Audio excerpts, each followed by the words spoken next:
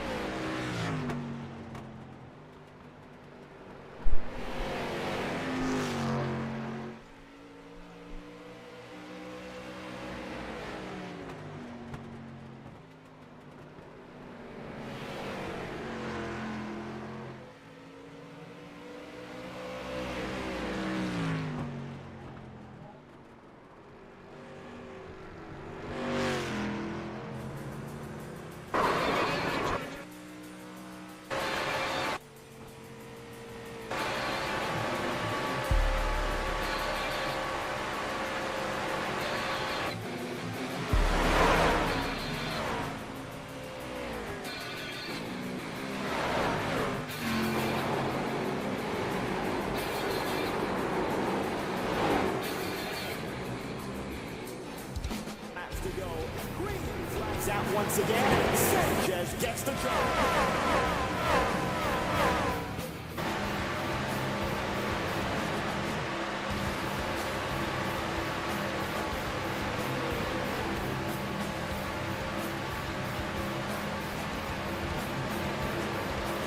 Three wide with 1 lap to go.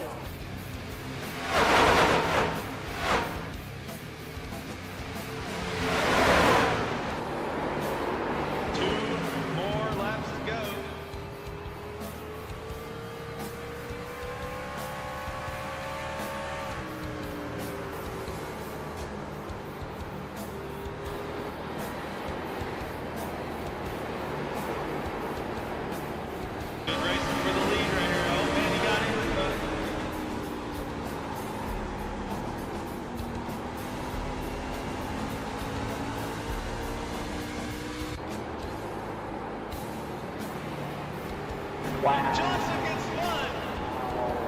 Oh my goodness. We're coming to the final lap.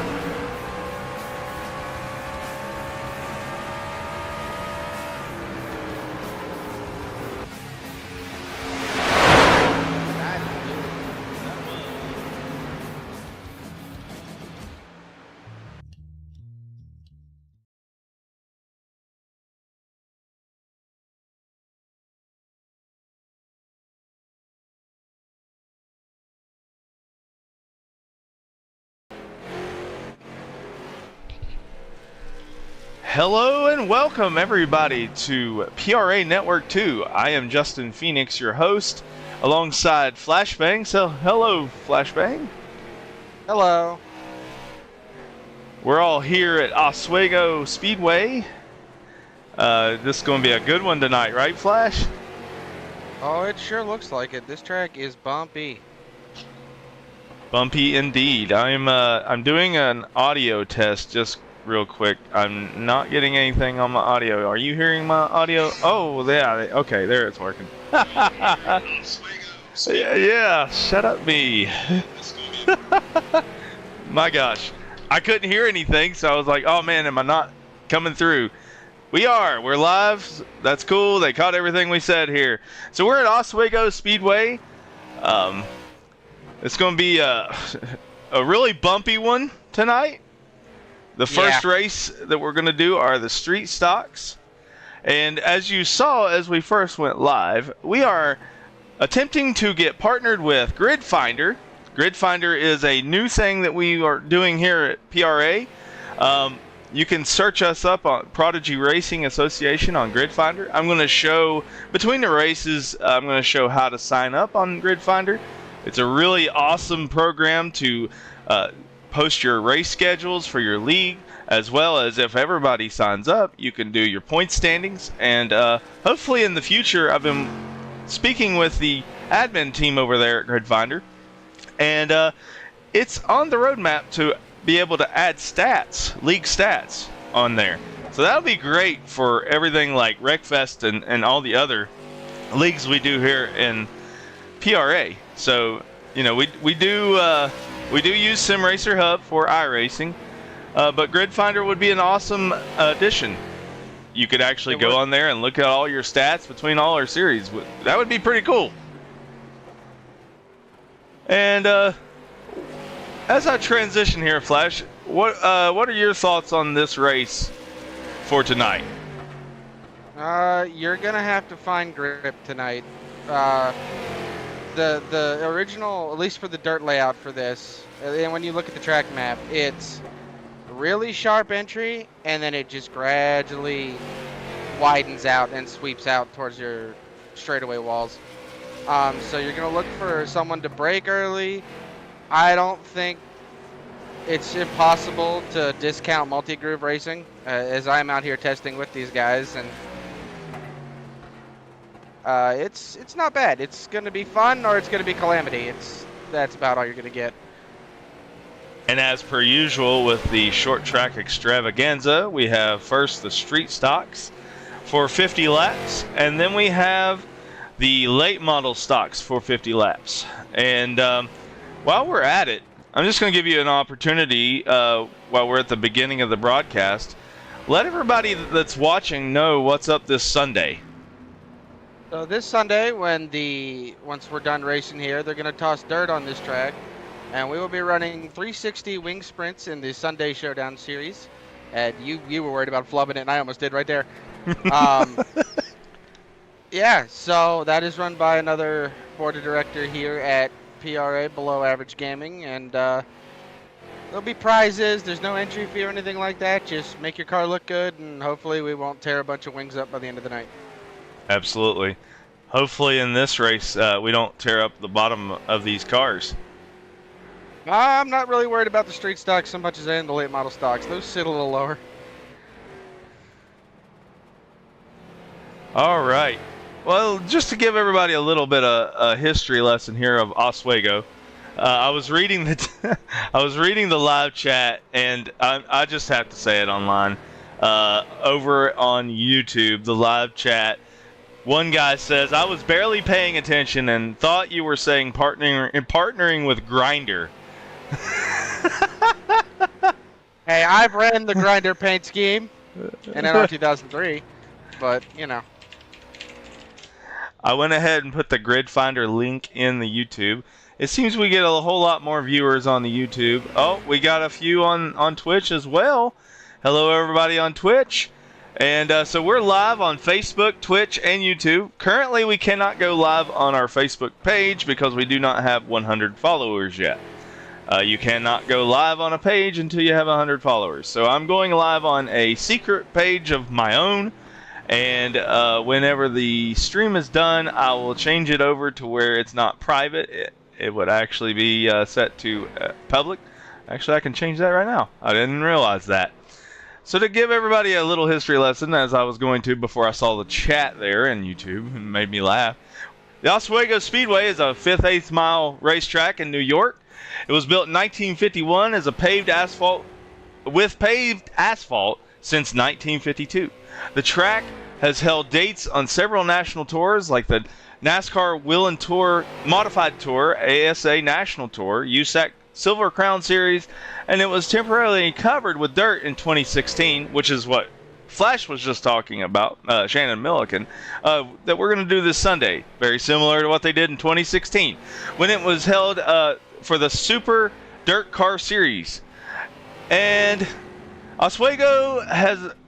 it began as a horse racing track, so you can still see that on the pit road there as we watch Roger Saucier come off of pit road.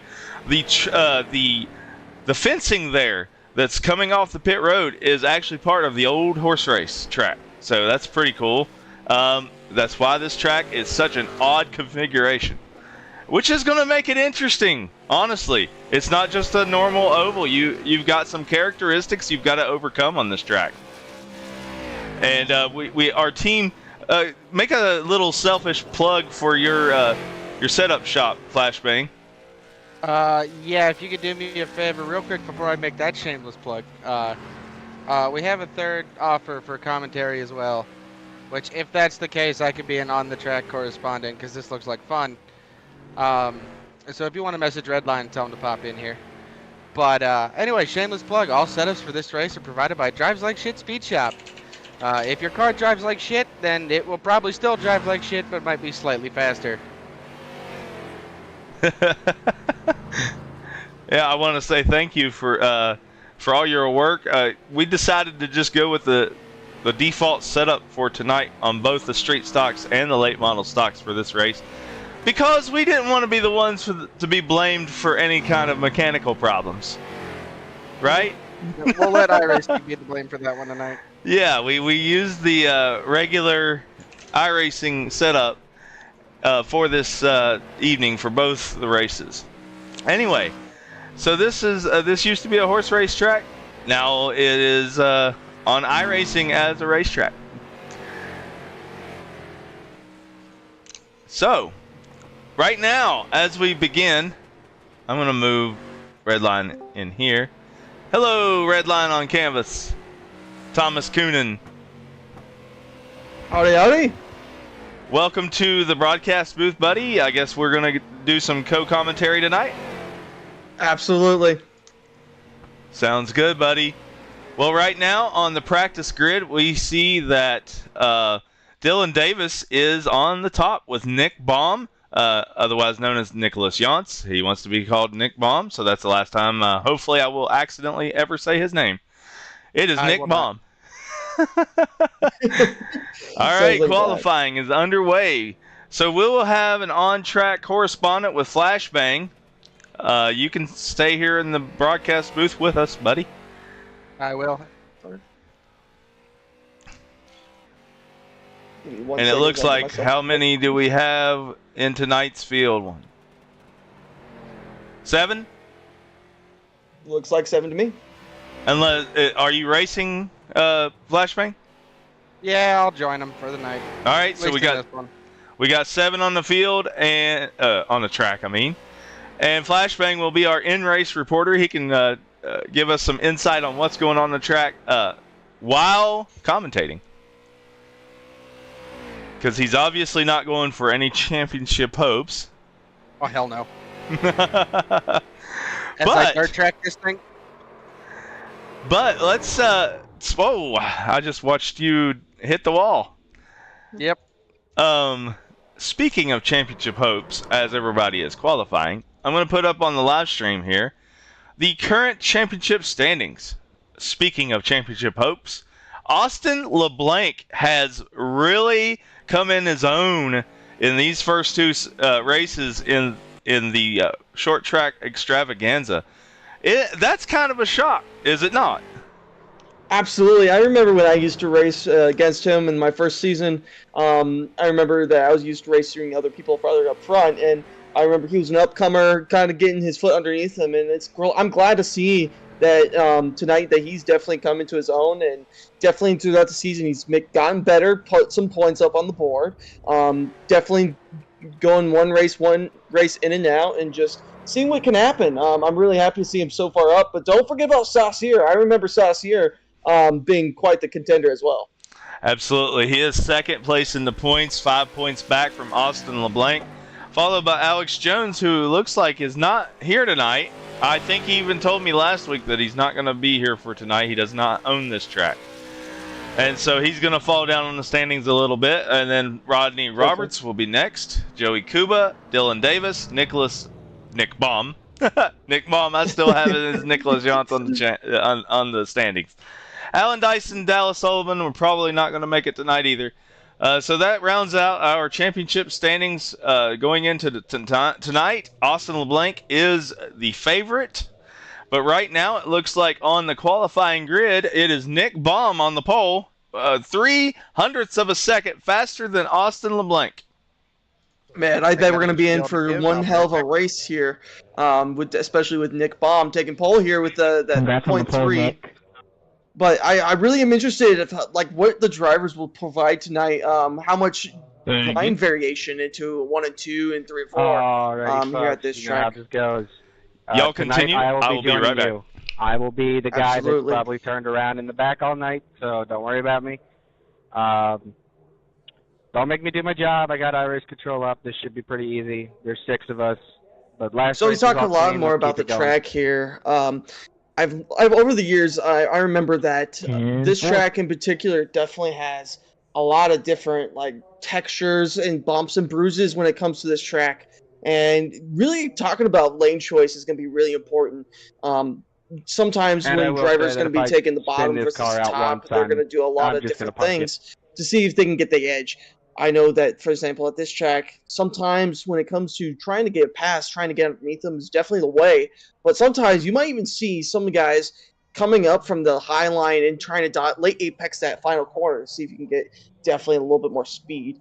So Hey, Roger, just want to tell you before the I'm race definitely starts, I'm excited looking to see forward what they're going to be battling doing with you the tonight. next 2 races for the championship. Good luck, man, tonight. And Definitely let's hope tight you can coming keep the in. championship there. So Yeah, likewise. also, another thing people don't really understand about this track is that it's got a dirt configuration. Dirt configurations don't normally come with a dual asphalt configurations, just like Bristol or USA International.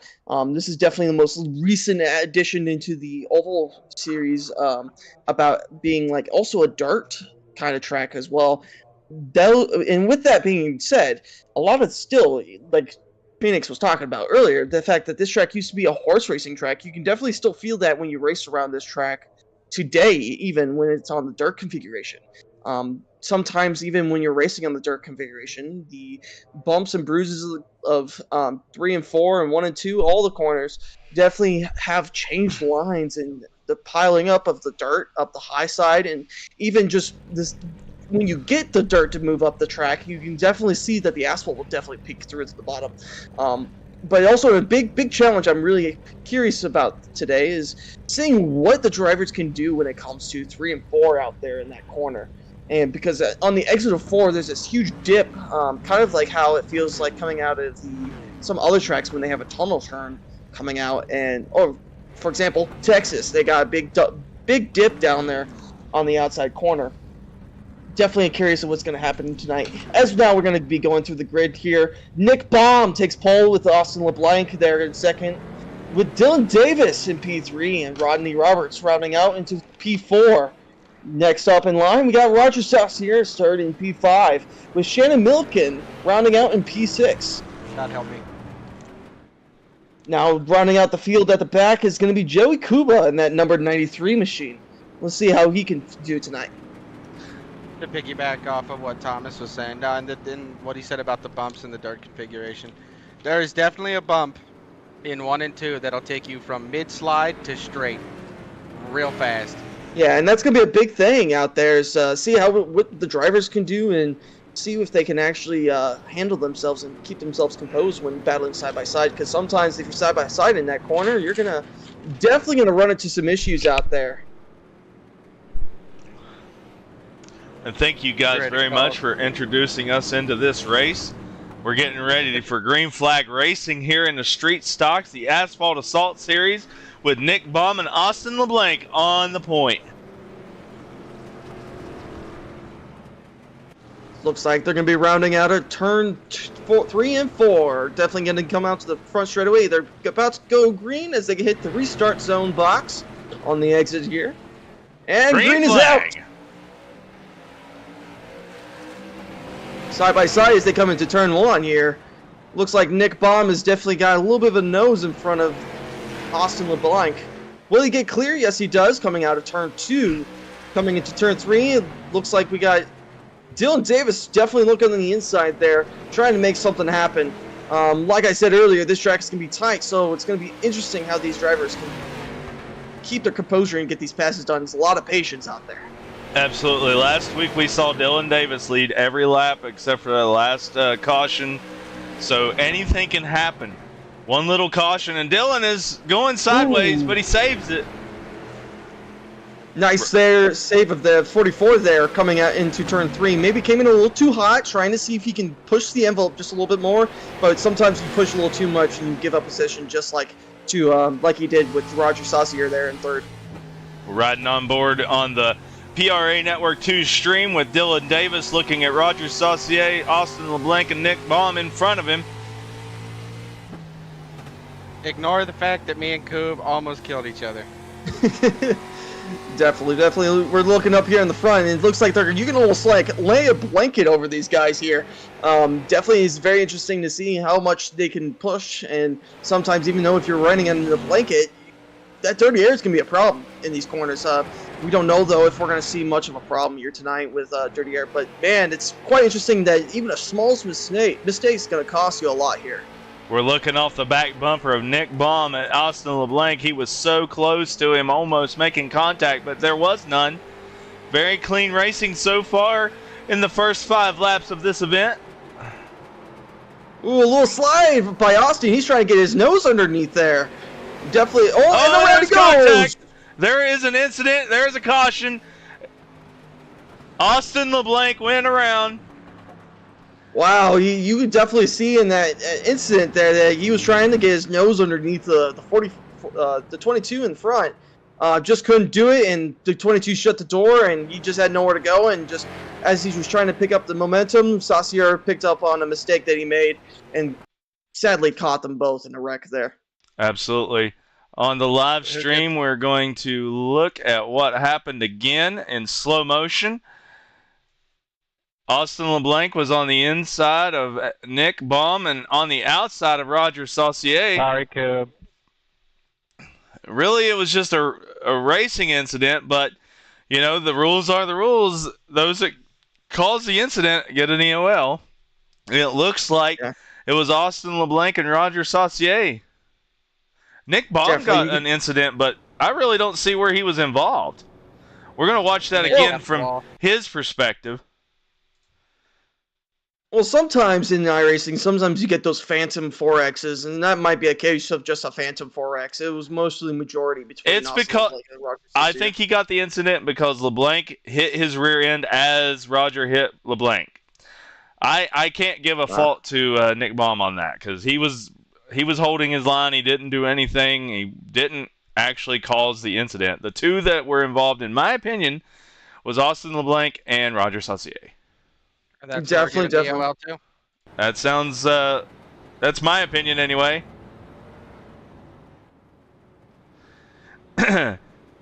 So for those that are watching live, the rules for the PRA short track extravaganza is that anybody involved in the beginning of an event, the beginning of an incident is given an EOL. And it's always at the discretion of the official of the event. And since Flashbang is kind of racing, he can't really watch back what's going on. You just tell me who the EOL belongs to, and I'll give them to him. No problem. And we don't have to give explanations as to why. There's a lot of people who fight us whenever we do. But, you know, this group of guys have been pretty awesome with it so far. Sometimes you just gotta take the hits and just keep moving forward. Yeah, I mean, it's not so bad when there's only 6 cars on the lead lap, so. Yeah, absolutely. Speaking of which, does Joey need a wave around? He'll get one the next time around, no matter what. Alright, sounds good. Because it is way too late to give him one now. Yeah, I agree. The pace car is Alright, off. and we're going back green here. Green flag racing! Here at Oswego, second time of the night. Looks like they're definitely going up high to try to see if something happens, but I don't quite understand what happened there, but it looks like Rodney Roberts got a little bit of a nose in front of Dylan Davis there. They're side by side coming into turn 3. There's a good battle for second place right now between Dylan Davis and Rodney Roberts. Rodney on the inside in the, I think that's the Eagle. And Dylan on the outside in the Casino. Well, at this point, we might as well call him Thunderbird and Monte Carlo. Well, I mean, I'm trying to be official. Dylan got sideways again on the outside. He does not like that outside line.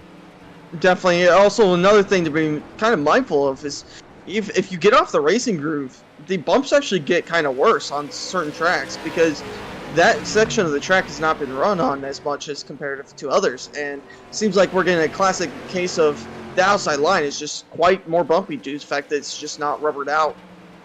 Absolutely. And just as we were talking, I was looking at Austin LeBlanc. He's already back up to 3rd place after that incident. Roger Saucier is already back to 4th place after that incident. So that it's not a huge deal with only 6-7 cars on the track when you get in the OL. But when we have 15-20 cars, it makes a huge deal. Absolutely. You just got to fight for that traffic. And that sometimes the traffic's not willing to move over for you. Even though if you're a faster car, you just got to bide your time and get past some people. But with the longer field, that's what kind of happens, and you just lose time, more and more time over the course of the run to the guys up front who have just got that clean air, nothing to worry about, no one to check up for, and they just run away. But it looks like I'm glad to see Austin being able to kind of fight back and be back into the contention with Roger Saucier right there behind him. Yep, and so far I think Nick Baum has led every lap of this race.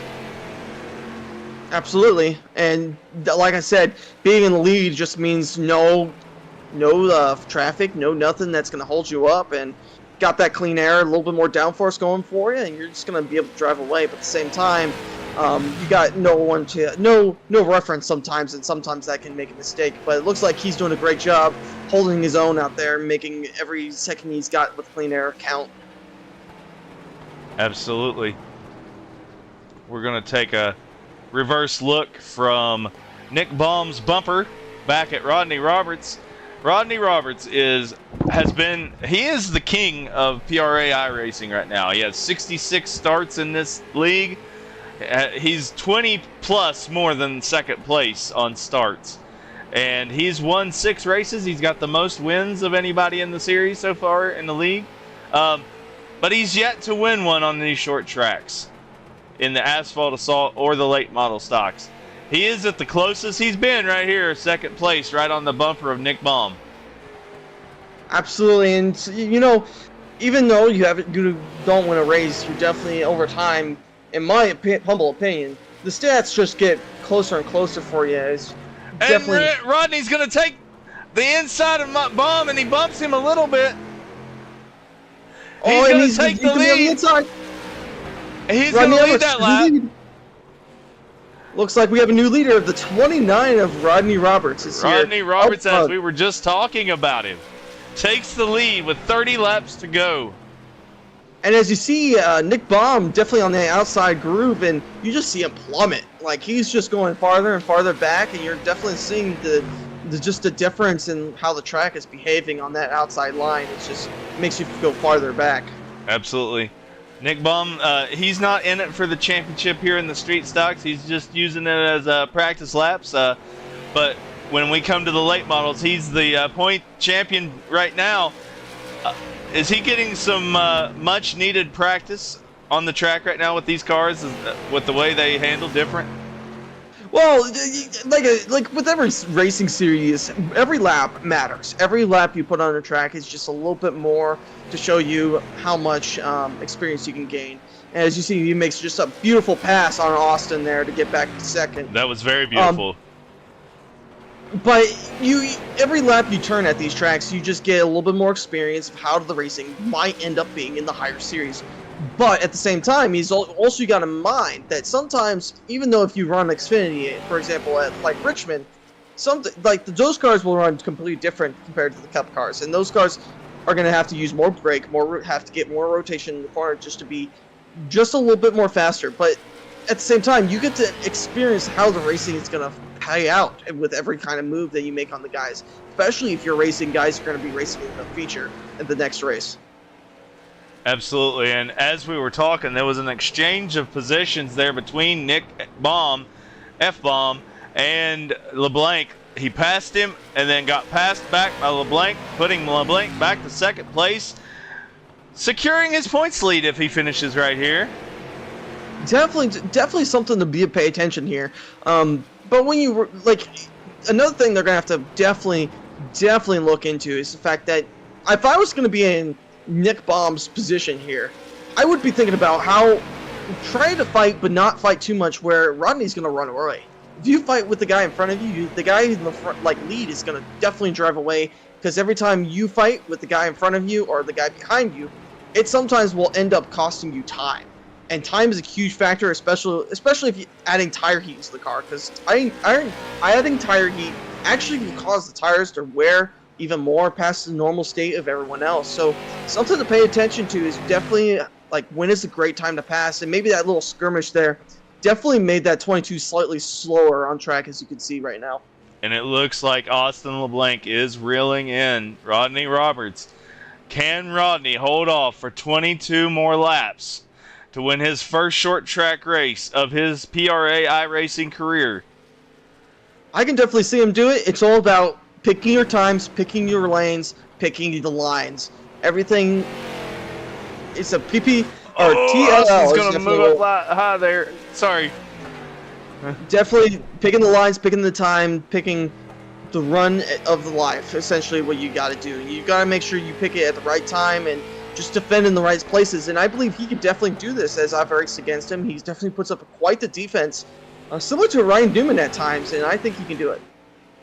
He can, and Austin LeBlanc is very green as far as this position of catching someone and passing them with patience. So let's see if he can do that, or if he'll just use the bumper to him and take him out. Let's see what happens.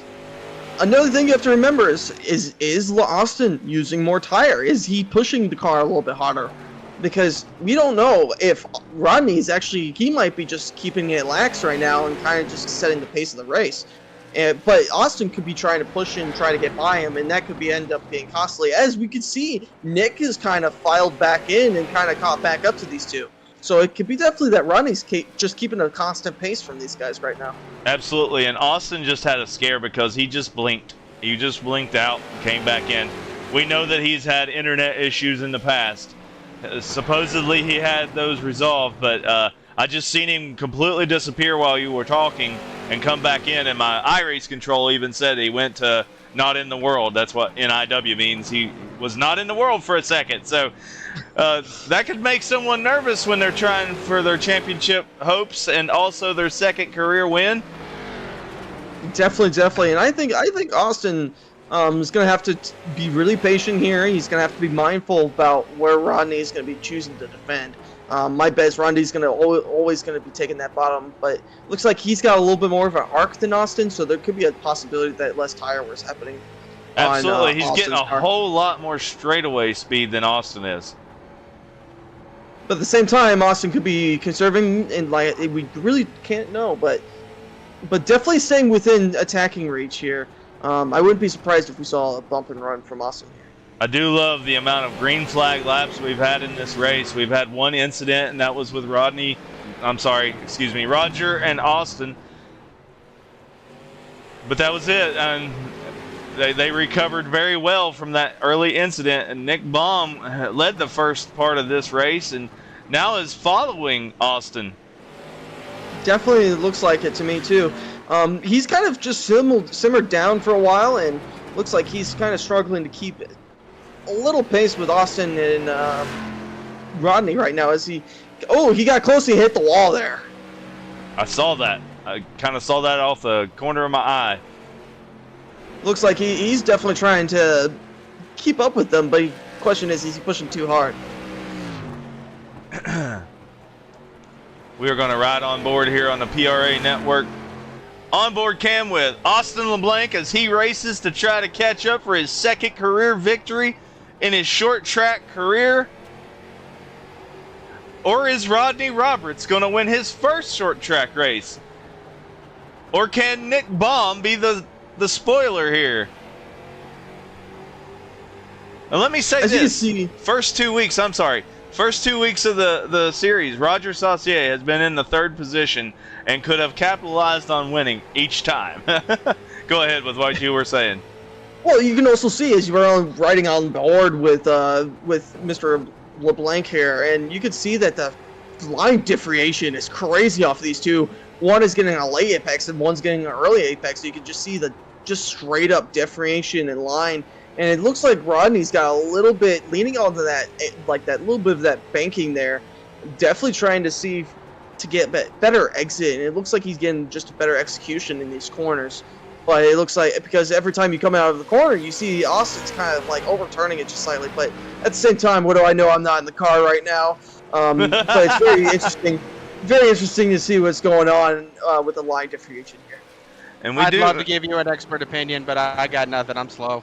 I was getting ready to say, we do have two of them that are in the race right now. I hope we're not distracting them too much. No, But you're fine. both Shannon Milliken and Joey Kuba are in the chat with us. I'm not going to make Joey talk, but they're both in here listening. I'm sure that they're taking notes on what's going on here. Flashbang, you got anything you want to say as to what's going on the track right now? Who's directly in front of me? Joey. Wait. Let me go to you. On the track. Is that Vega? It would be Mr. Dylan Davis in that 44. He's smoked his brakes 3 times in the last 4 laps. Oh, he has been sideways a few times. We're riding on board with our official Shannon Milliken. Getting a view of the entire field with 6 laps to go. You could definitely see, though, you could see Davis kind of sending it a little bit hard in those corners. As you can watch here on Mr. Flash's onboard here, you can just see that he just sends it a little hard, and his line is just a little bit wobbly, but he's definitely keeping some decent pace there.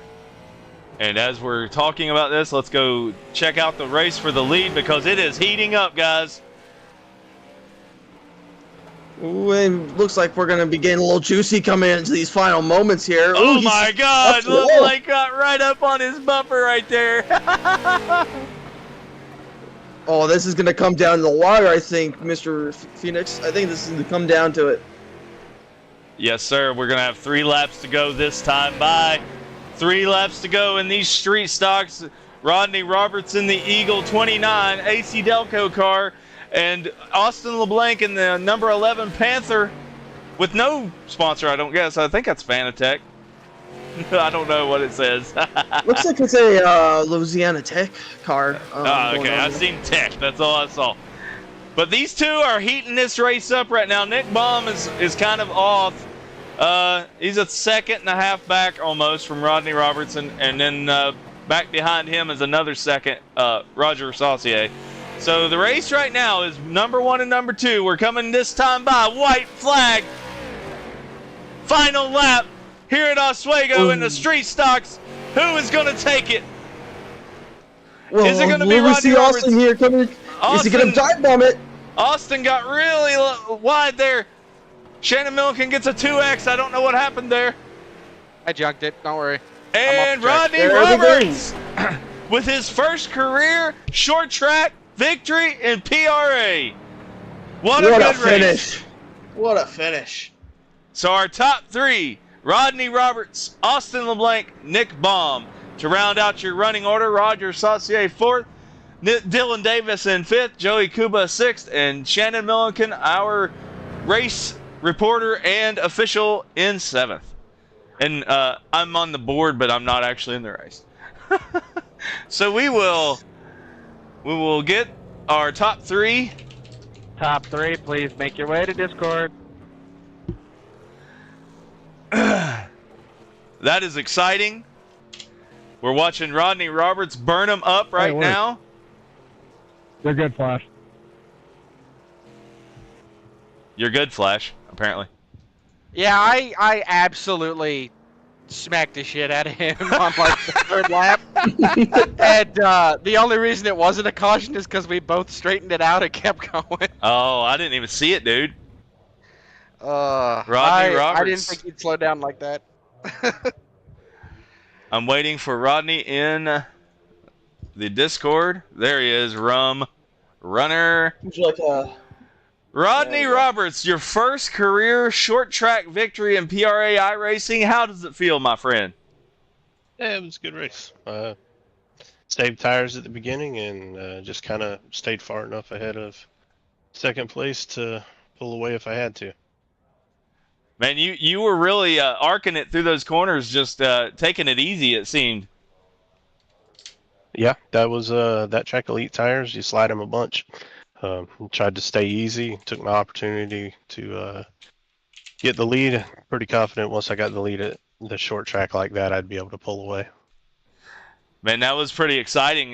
You and Austin there at the end. He got close to your bumper a few times. Never really gave you any kind of contact that I could see. What were your thoughts as he got close to you? Yeah, he's a clean racer. He'd have gave me a tap maybe to try to get by, but he wouldn't have wrecked me or nothing like that. He's always been good to race. That's awesome, man. Well, you want to make any shout outs in Red Bull? You got Red Line. Sorry, Thomas. You got anything you want to say? I'll get the next one. Congratulations, Ronnie, and on that marvelous racecraft and finish there. All right, I appreciate it, Thomas. Appreciate it, guys. You got I got one more question. Go ahead. So, since I have them both in here, how does it feel to win a race and not get wrecked by a Red Bull car? That's wrong, Flash. That is wrong. I like Thomas. I like Thomas a lot, but definitely good not to have a Red Bull car on the track. Oh, okay. I might just have to get my late model out and get on the track. Don't you do that. Hey, the better the competition only makes everybody else stronger. I mean, yeah, last week Justin Brooks pretty much put on a show, didn't he? Yes, he did. Well, thank you, Rodney. You got an IndyCar race tomorrow. You want to shout it out real quick while we're on the live? Yeah, we got our I believe it is the 6th race of the season coming up. We got a big one coming up in 2 weeks. I know I put it out there for all of PRA. It's going to pay $25 to win. May 27th, our version of the Indy 500. Winner is also going to get their own little miniature Borg Warner PRA trophy that'll be sent to them if they claim the $25 and beat all of the IndyCar guys we got. Sounds good, man. Well, thank you for racing with us tonight, and congratulations again on your first short track victory in PRA. All right. See y'all guys in a little bit. All right, man. Later. Sorry, Red Line. Austin LeBlanc in a second position. Again, that just kind of furthers your championship hopes for next week. How does it feel? I'd be pretty good. Once Rodney took the lead there, I was kind of just resting because I'm more focused on the championship now that I got that first win under my belt last week, and just having Roger finish 2 spots behind me just makes it even better because I think now I think it'll be around 7 points if I got the math correct in my head. So basically, if I just don't wreck out at Bristol, I should have the championship. So I'm very excited about that. And because I've been calculating stuff like this for a long time. Definitely on this track, yeah, there was definitely some issues. But what's going through your head if we're on trying to chase down Rodney there in the closing laps? I mean, like I said, the biggest thing was, yeah, it would be nice to pass him, but towards the end, my tires just started to give way, and it was just like, At that point, I just decided to ride behind him, let him get a win in the season, because he's been running kind of mid-pack all year, so let him get his win, and then we can move on to the overall championship battle. Absolutely. Were you at any point concerned about Nick coming back, trying to get past you there? There was a couple times when he looked like he was going to be side by side with you and almost going to pass you. How did you manage to keep him behind you? I mean, just driving well, keeping the tires managed till the end there. And yeah, I was worried because if he would have gone by me, that would put me in the hands of Roger, and I knew he would have raced me clean. I know he's gonna race me clean. I just don't want to lose points. That's my biggest thing. I don't want to lose points overall. Yeah, that early incident between you and Roger, that was probably a scary moment, right? Yeah, basically what happened there was I put the brakes on a bit too hard. The rear got loose, and I just tapped the 22 on the outside. I think it gave me a contact, but when that happened, the car just snapped, and then he tapped my rear, and from there I just went around. So yeah, we determined, or basically I determined, that you and Roger were the only ones that was going to get an EOL for that because of the light contact with Nick Baum there. Also, Nick didn't move. I mean, You nudged him, but he didn't even move, so he wasn't even really involved in the crash, other than you having to really put the brakes on. So yeah, it was good to see you come back through the field real quick and get yourself a second place. So congratulations on that. Are there any final words you want to say before we move on? Yeah, I mean, first off, excited for next week at Bristol. I had my eyes circled on that one for a little bit. Like I keep saying, shout out to the family that's watching this. And lastly, shout out to all the racers. Last week was certainly interesting with the photo finish, and this week it was a little bit calmer. But hey, I'll still take stuff like this over people dumping each other and just chaos. So, Absolutely. So will we. all right, y'all have a good day. Thank you, man. All right. Well, let's pull third place in here. Nick Baum, I accidentally clicked on a channel instead of you, buddy. How's it going, man? Third place. How's it feel? It feels all right, I reckon. Is that all you got to say about that? I'm just a little salty, but you know, it is what it is. Short track racing, man. Had a good time tonight. That's all that matters.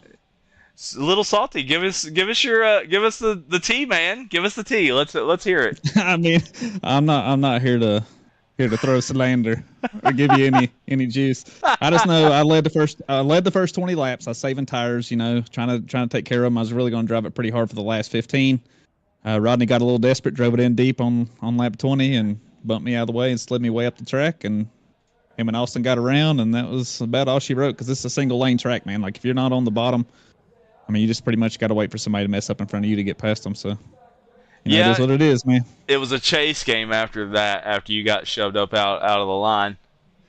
Yeah, and I could catch up to him, but I didn't want to ruin. I know Austin's in the run for the championship, so I didn't want to even try to race him too hard because I don't want to ruin his shot, you know, to win the championship. So I wasn't going to risk it on him. If it had been Rodney in front of me, I probably would have fucking drove through him. I'll just be honest with you. Hey, that's what we want. I mean, we want honesty. I mean, he drove a good race though. I mean, he deserved the win. He was fast. He was all over me, you know. So I mean, if I gave him the inside, then that's my fault, really. So you know, it is what it is. That's short track racing, like you said. That's short track racing. At a horse track. Why are we racing at horse track? Yeah, for real, horse track. Yeah, I said that in our interview or intro. I mean, so you are the championship leader for the next series coming up here at the late models. Give us your insight on going into tonight's race. I mean, I think it's going to be interesting. It's going to be a lot about qualifying. If you qualify up front, I think you'll do well. If you qualify in the back, you're going to struggle. You're going to burn your tires up trying to get by people. You need to qualify up top and then hold your position as much as you can. Hopefully, you qualify in an odd number, because if not, you're going to be on the outside line. You're going to be a sit and duck in turn 3 and 4 if you come around lap 1. There's a place coming out of 4 that your car just levels out, man, and just pushes hard. So if you're on the outside there, I think you're going to be in pretty big trouble. You need to be on the inside line. Absolutely. I noticed on the starts that everybody was rushing to get down to the bottom. Yeah, this track's tough, man. It's really, really bumpy. Like yeah, it's hard to get a good hand. Yeah, it's hard to get a good handle on the car because every time you think you nailed the line, you hit one bump in the track and it just throws you off, and then you got to regroup and gather the car up. And these street stocks are slidey anyways, so I don't really like them in these cars, but the late models, at least they stick a little bit. It should be a lot of fun. Cars should be on rails tonight, I would think. Yeah, the setup guys, we just decided not to do a custom setup because the iRacing setup works, and doing a custom setup started causing some other issues, so we just said screw it.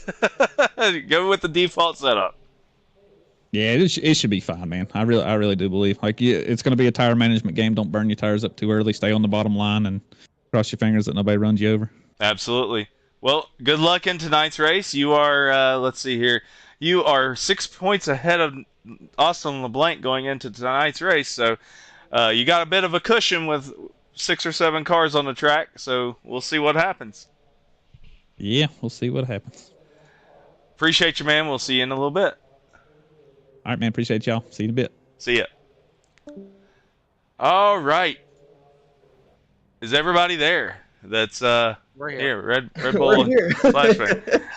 I noticed everybody was pretty quiet there, so I was just like, did I die? No. Nope, you're good. Just listening in. I love short track racing. It brings out the best and the worst in people. It's just my thing, man. I love it. I love it in real life. I love it on iRacing.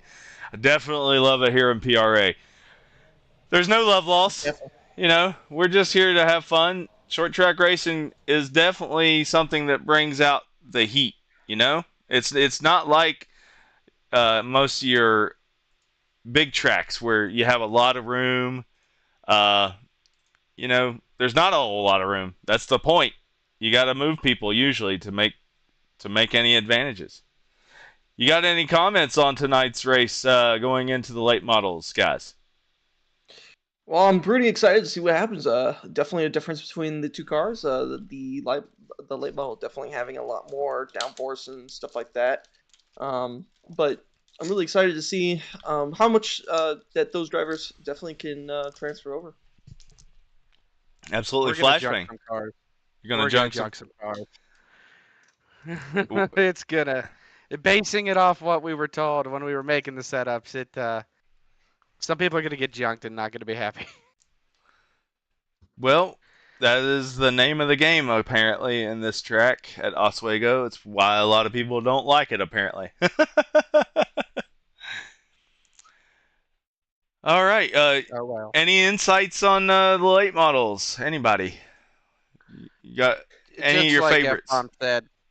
Just like F-Bomb said, it's going to be a tire management race. I wouldn't put it past F-Bomb to just run away with it. Although there's, like he was talking about, there's some rogue bumps in this track that even if you're leading, you're not safe from. So we'll see. Absolutely. Well, we're going to take this time to take a short 30-second break and show you our grid finder. If you are not already signed up on Grid Finder, I'll show you how to do that in just a moment. But 30 seconds here, join gridfinder.com. Gridfinder.com. I will say that correctly. I am not a professional.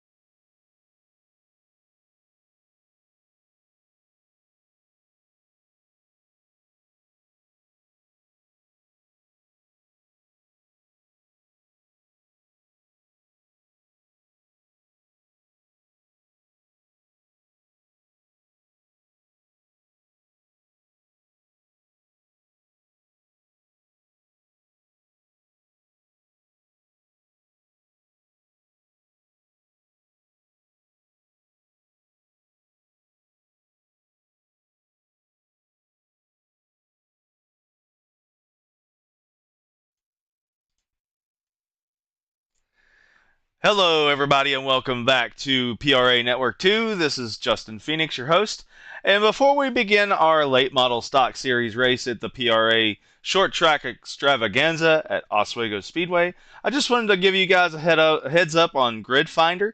If you want to find it, it's gridfinder.com, as you can see here on my screen. You just hit login and register, and if you have a Discord, which is the easiest way to get signed up, Just sign up with your Discord account and you are in. Next thing I would want you to do is, as you look here on my Arc browser, you do gridfinder.com/c/Prodigy Racing Association. And we've encountered an error. Of course, whenever I search this. You can also go to communities and search Prodigy Racing Association. Hit search. Boom. Oh, we got something going on over here with that I didn't know about. GT7. All right. But here we have 38 members, Prodigy Racing Association. You hit View Community. Once you are logged in, this little button right here will say Apply, and you can apply to any of our series. So that's our Wreckfest series, that's our iRacing series, that's our NR 2003 series, and our GT7 series. So we have all kinds of racing going on here at Prodigy Racing Association. You can see every upcoming event that we have. You just click on, like right now we're going to the late model stock series. You just view championship. It'll tell you the things that are coming up. We like to put all of our information in our Discord, so it's discord.gg/PRA, discord.gg/PRA. You can go here to the event schedule, and it'll show you every race on the schedule if the race host has posted them. I have posted everyone's in the series in the league. Other than what has already taken place, I didn't take time to do all the races that had already transpired before we joined GridFinder as a league. And so you see here there's 7 out of 30 drivers signed up for Oswego for tonight. You can hit View Event, and it'll show you all the drivers that are signed up, ready to go for tonight. So we really appreciate the admins over at GridFinder, Charlie and Tom and all the others. Sorry, Pran, I don't remember all your names, but you guys have been super helpful. I've been in conversation with them for a couple weeks now. We've talked about adding things and tweaking things to their system. And so it's going to be a great partnership with GridFinder. So go to gridfinder.com and sign up with your Discord account. That's the easiest way to sign up. And get joined. And you'll have our big join Discord icon right here if you're not already in our Discord. I just wanted to get that out of the way. And I will rejoin the broadcast booth. Anniversary? I am here. We are getting ready to go live. Sorry I didn't give you much of a heads up. You scared the shit out of me. It's all good. So we are going to the late model stock series. I just gave a full tutorial on how to join GridFinder. So everybody that watched live should know how to join the GridFinder if they don't already. It's pretty easy, just a couple of clicks and you're there. All right, me and Flash are gonna swap seats. So yeah, that was something that y'all were discussing before I left. So it looks like Thomas Coonan is going to join the race tonight. Definitely. You are a previous, if I'm not mistaken, you have won in the street stocks, but I don't know if you won any in the late model stocks. I am the first street stock champion. Yes, I do know that. In the late models. Okay. Yeah, you raced a couple of times in the late models, but I couldn't remember if you had a win. No. I didn't have the stats up here, so I apologize for not being professional.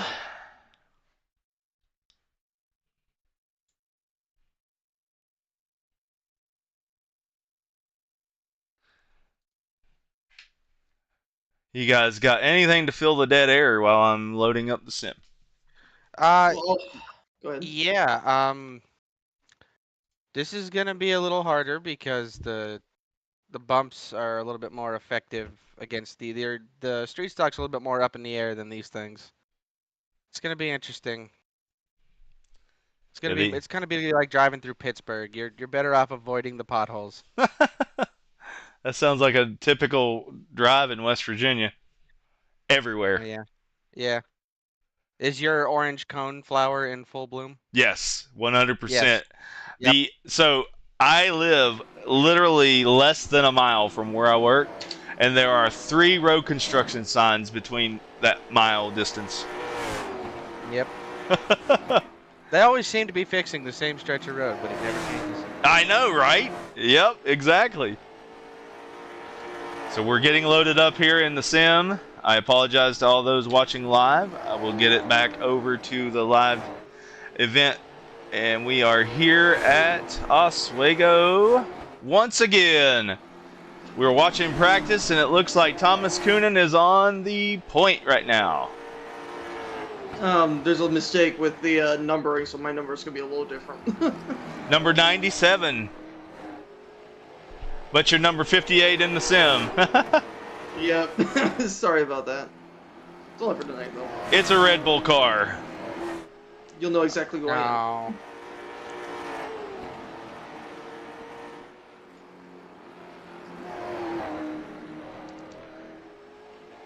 All right. Well, before we begin, we're going to go over the championship standings once again for the late model stocks. It is Nick Baum on the point. Nicholas Jans on the screen is Nick Baum. He is 6 points ahead of Austin LeBlanc, 7 ahead of Rodney Roberts, 9 ahead of Joey Cuba, and then the rest have missed an entire race and are out of contention for the championship. So it's Nick Baum's race to lose, championship to lose, basically. No pressure, Nick. No pressure. Definitely feeling the difference in the bumps on track. Trying to get a feel for the car right now. Definitely got a lot of bumps entering and exiting corners.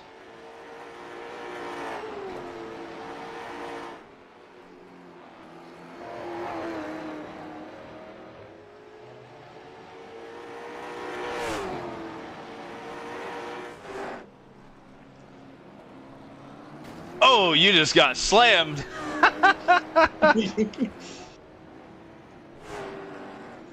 I was just kind of looking at some stats on the screen, and I look up, and you're just going up in the air. Oh boy, these guys are... If I'm beating them, something's wrong. I'll give it a minute. They'll heat up their tires and get up there. Nick Baum has not made a lap yet.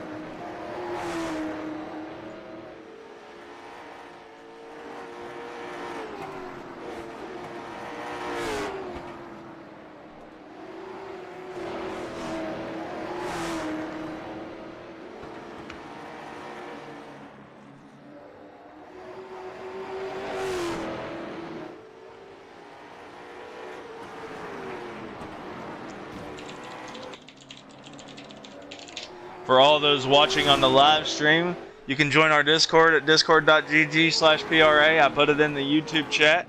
I'm going to go ahead and put it over in the Twitch chat.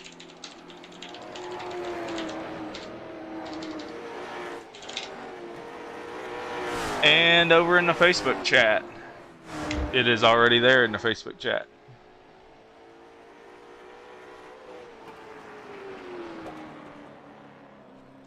We appreciate you watching.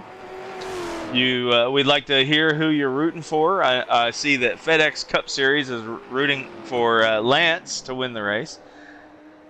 We also had someone else say, Lance, I did not watch this to see you run last in practice.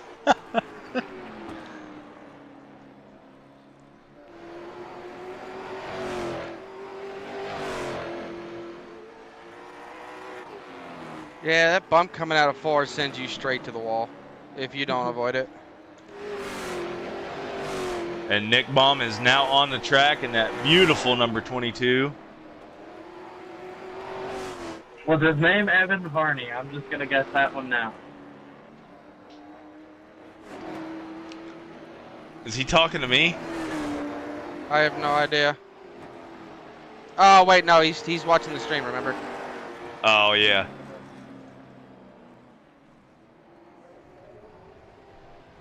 Lance is on the top. Yes, I'm talking.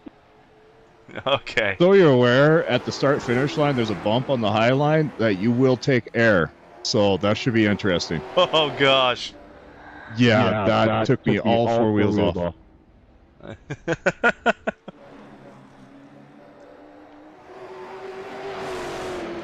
All right, so Nick Baum is now on the point at practice. The temperatures on the track are cooling, though. Yeah, track skipping, getting a little faster over every lap. Definitely making a difference. Yep, we're going later in the night. The sun is going down. It's going to be dark during the race. So it's going to be an interesting couple of laps for qualifying. We might see some people fly up into the wall.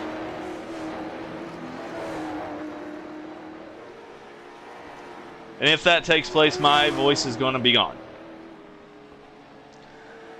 One good thing for these guys out here on the track tonight in the late model stocks is that Justin Brooks is not racing tonight, and so there's potential for someone else to win. Last week he was a whole lap ahead of everybody but like third.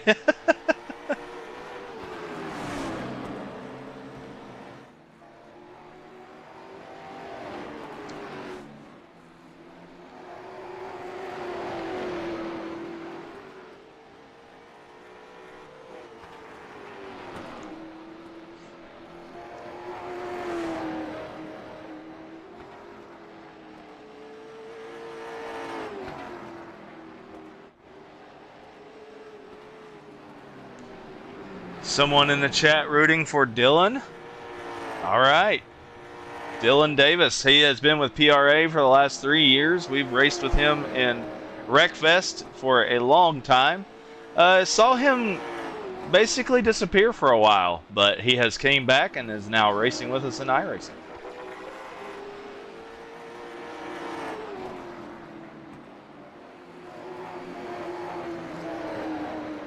When he first joined PRA, he was a runner-up for the championship in the PC series against Wheaton.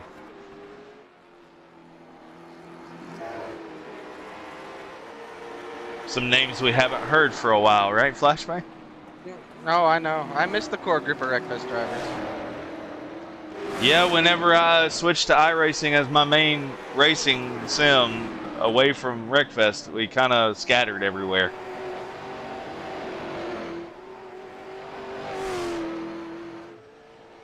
But no fear, PC Series is coming back Saturday nights in June 14th. So for those that like PC Wreckfest, we're going to do all vanilla tracks, all vanilla cars, no mods. Should be interesting. It'll be just like the PSN Wreckfest guys, except for it's going to be late nights on Saturdays. We're a lot slower. Yes, we are. Most of us. Most of us. There's those core few that join us and just whip the field. Like a couple of seasons ago, IQ came in and just destroyed us. He didn't even race the last race and still won the championship by like 5 points. Oh, he wouldn't have won the one race if it wasn't for Birdman. Yeah.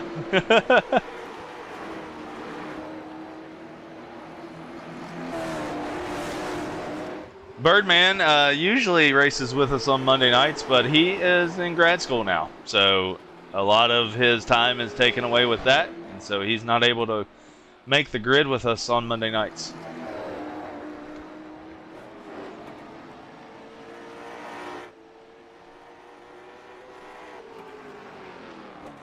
It sucks when real life takes precedence over a video game, right?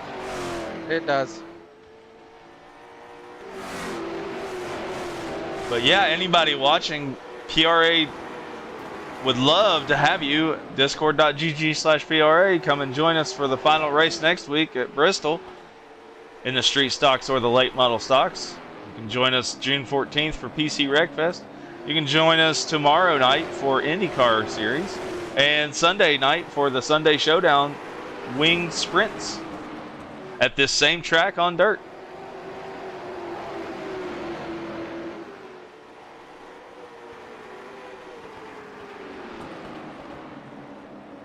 Right now, Nick Baum is the highest in the practice with Lance Sater 7 thousandths of a second behind him. and I will step away for just a moment. And Flashbang, you guys take over for just a little bit while I'm away. You got it, buddy. Thank you, everybody, for joining us, and I'd like to remind you that our wonderful setup for this race is the iRacing default setup, but normally setups are provided by Drives Like Shit Speed Shop, where if it drives like shit, it will probably still drive like shit, but it'll be slightly faster. Thomas, how are the bumps treating your car in this practice session? I'm currently going through a long run, trying to figure out how the car's going to act like over a long run. Noticing that the second lane, you can drive a little bit higher up on the roof, but doing so, I ended up hitting some bumps, and it kicks out the car. Also, getting close to the wall, noticed that on the straightaways, if I got too close to the wall, the car would jump up into the air. Yeah, that'll definitely be interesting for this race. I also noticed that in turns 1 and 2 and 3 and 4, if you avoid the rubber, now you're going to be like a second slower or like half a second slower, but there are no bumps against the wall. Absolutely. At all. That's because of the fact that, of course, everyone's kind of running down towards that wall, and that's where this track's the smoothest. Yeah. You can definitely feel the smoothness of it. I think, do you think I mean, obviously this is going to be a bottom dominant track, but do you think anybody could gain something up there if they're fast enough, or just trying to save tire in general? So I also noticed that I was able to hold against the wall, or highline against someone who was attacking down low. Of course, I believe it's going to burn some more tire, though, on a run. But I feel like definitely, though, you could definitely run up a little bit higher than normal or run a little bit lower and still be competitive. It's about how much you want to push the car than normal.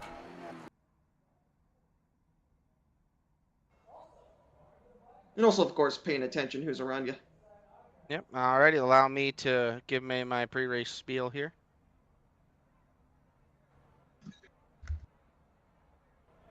Okay, everybody. Qualifying, pretty simple. There's more of us in this race, obviously. These are faster cars. The bumps are going to throw you off a little bit. If you haven't figured it out, there's a bump at a 4 that's a hell of a blast. And as Coop told everybody, there's a bump on the front stretch that will send you all 4 tires off the ground.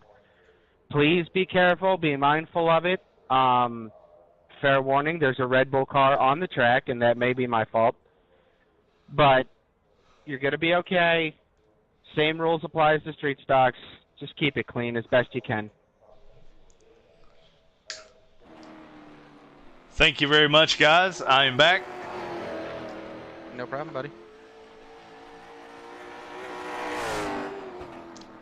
I love the warning about the Red Bull car. Yes. Be warned. There's a chrome horn on the track.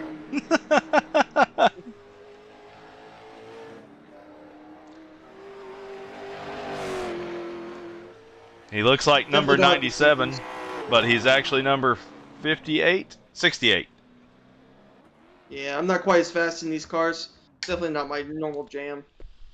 A bump got me. Hit a bump on both my laps.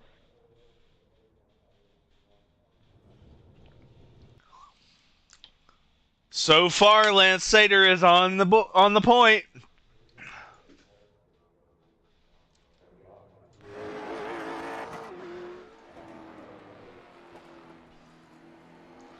Are you making laps here again, Shannon? It depends. These are actually a bunch of fun to drive. But I can also commentate and run laps. I just didn't last time because Red Bull had me, or Thomas here had me covered. Yeah, you're good. So far, Lance Sater is the pole sitter. Nick Baum is out on the track to make some laps.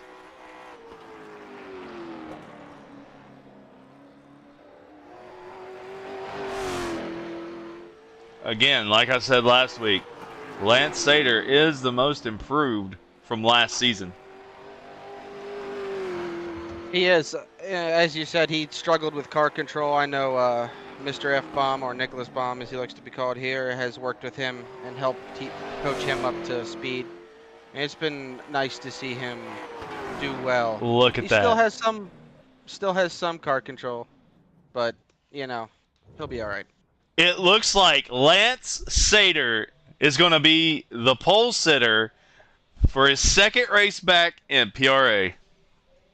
Congratulations to Lance Sater on the pole. I think that's everybody, ain't it?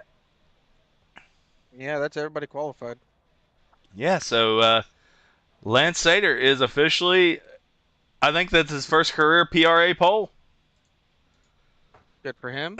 Good for him. Congratulations to Lance Sater on your first career PRA pole.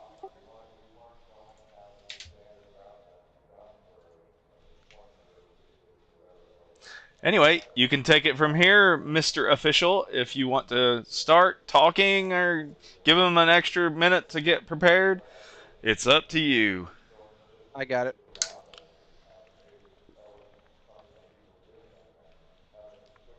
Alrighty, folks. I'm just going to remind you all while the qualifying is almost over. There are bumps, specifically 1 out of 4, that will turn you right at the wall if you hit it. Be mindful of that when you're racing each other. Give room. This group here that actually shows up every week doesn't seem to really have a problem with that, so I'm not too worried. But be cautious. That's all.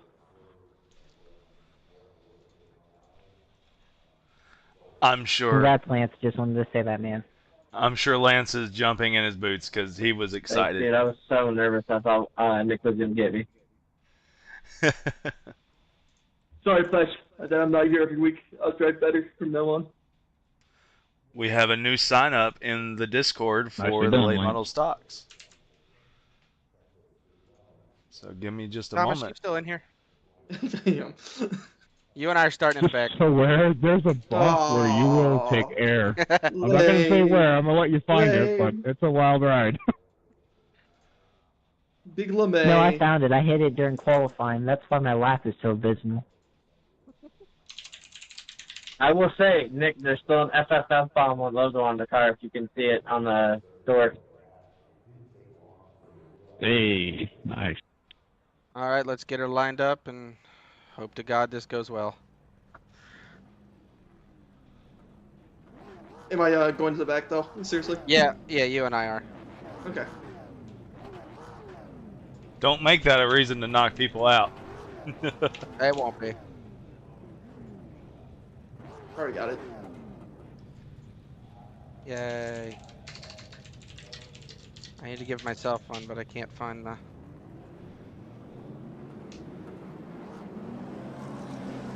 So we have a new sign up in the Discord. Lucas White, welcome to the league. I think he's one of them that's watching. Good to have him. Let's kick some ass. As a reminder to everybody joining us, we are a toxic-free league. Everybody can join of all skill levels. Certain series, it is possible that you might need a certain license, but so feel free to join. There's plenty of people that'll help you and teach you. It's gonna be very tough. We'll have some fun. Absolutely. We're understanding here at PRA that people have lives outside of iRacing, outside of Wreckfest, outside of whatever game you're playing. Some people don't, okay? Some people spend their entire lives on iRacing or Wreckfest and get as extremely good as they could possibly get at it. But there are some of us that are casual, like me. I'm only here on 2 nights a week, so I'm here to just have fun. And here we go. We're getting ready for Green Flag Racing here at Oswego in the late model stock series. And Lance Sater and Thomas Coonan, or no, it's actually Dylan Davis. It's going to be on the outside. My bad. My screen did not update. My standings board did not update about him going to the back. Green Flag is underway.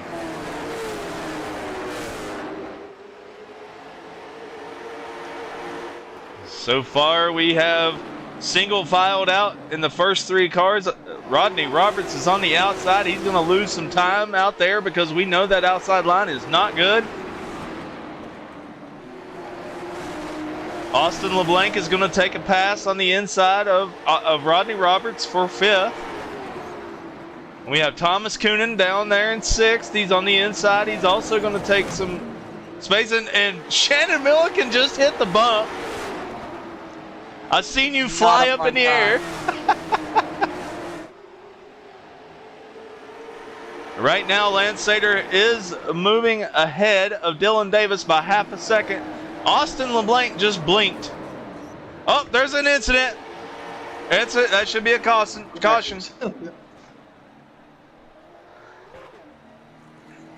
I threw the caution because it wasn't throwing.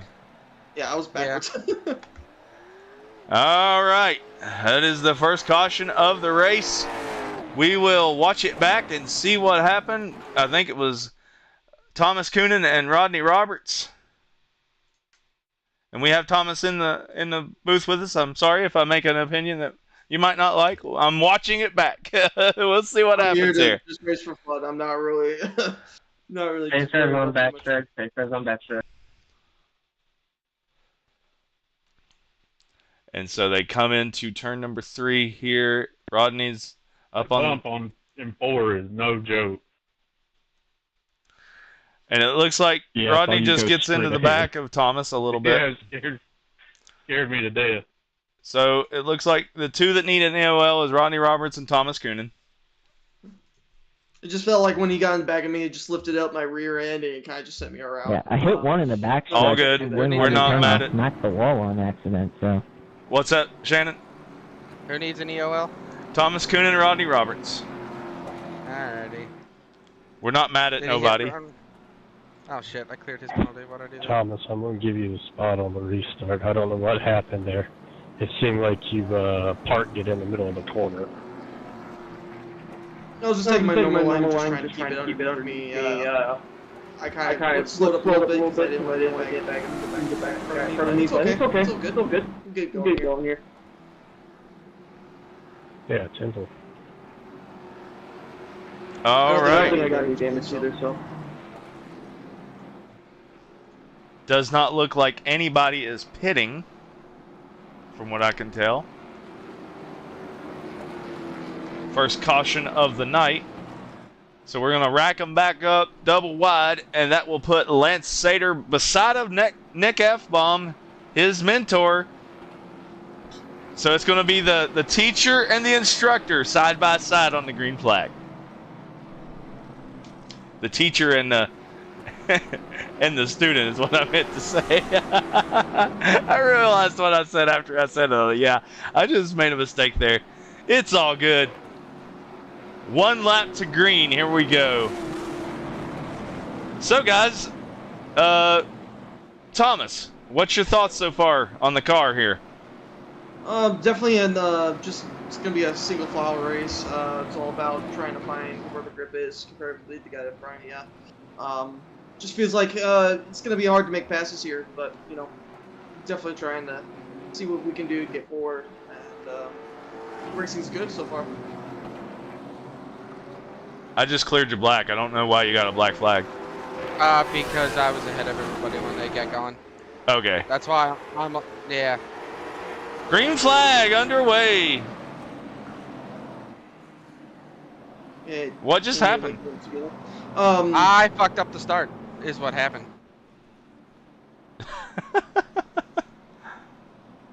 That one was on me. So it looks like the 17 gets an EOL. Yeah, I'm already back here. Yeah. It's fine. I can shorten it up by 1 if you would like. We gotta pass the space there, I guess.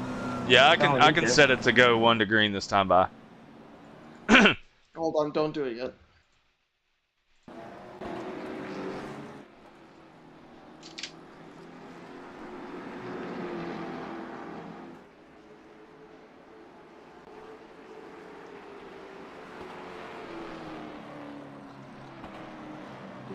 That was a false start by Shannon Milliken. False start. You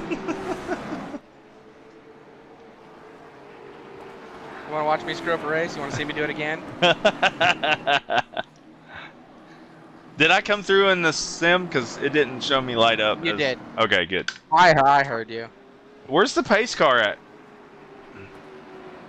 Pace car's cruising. It's hauling ass. I just hit that bump. All right. We're good to rack them up now and go next time by? Yep, you're good. All right. Already got it. Okay. 1 lap Have to a quick green. one. All right, here we go. 1 lap to green. Green flag this time by. Let's have a good race here. Again, the student and the instructor side by side, starting the green flag.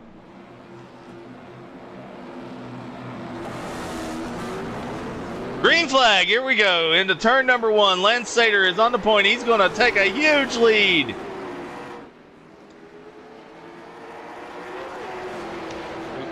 Everybody's giving I each thought other a go on decent amount of leader, room. or go on green, not on leader. Did he jump that start? Yeah, he did.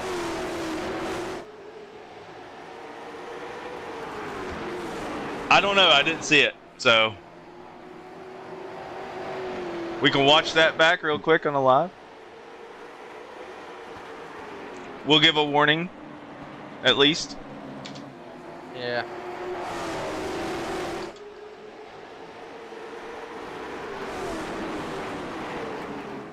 And he's going to go wide, and Dylan Davis is going to take the lead going into turn number 3. Nick Vega F-bomb. showing up for his first late model stock series in iRacing. Used to be a Wreckfest guy. Absolutely. Really happy to have him.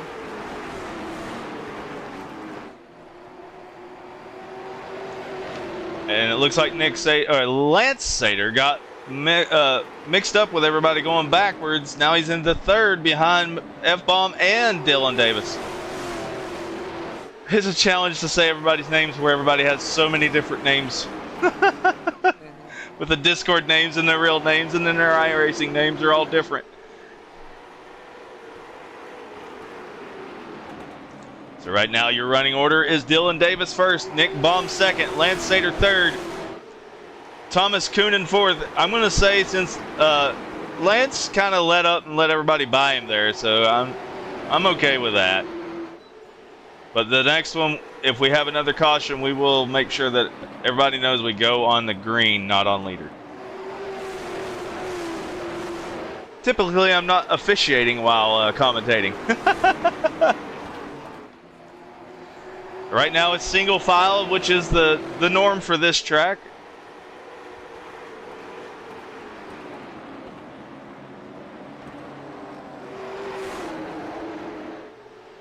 Dylan Davis is getting some laps led up here.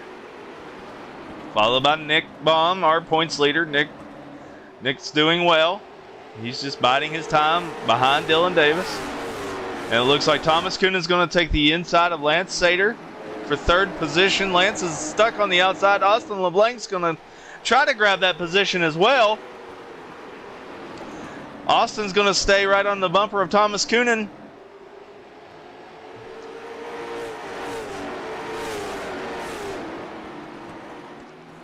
And Lance makes the pass back.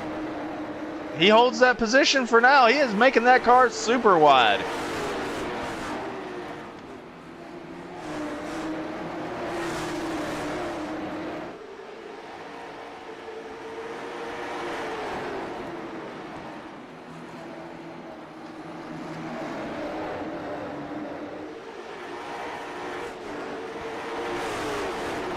So right now our 3rd place battle is the closest battle on the track, with Thomas Coonan taking the inside of Lance Sater going into turn number 3. We're going to ride on board with Thomas Coonan.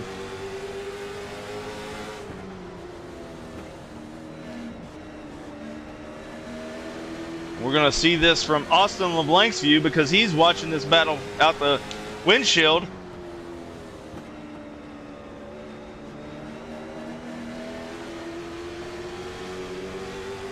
Thomas Coonan secures the 3rd position. Austin LeBlanc's trying to take the 4th from Lance. There was a little bit of contact there.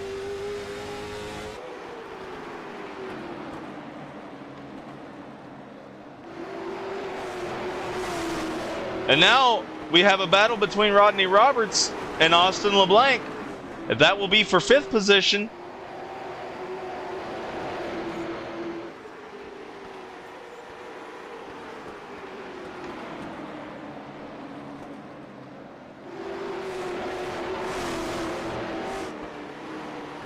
Rodney Roberts trying to look inside, but he's not close enough.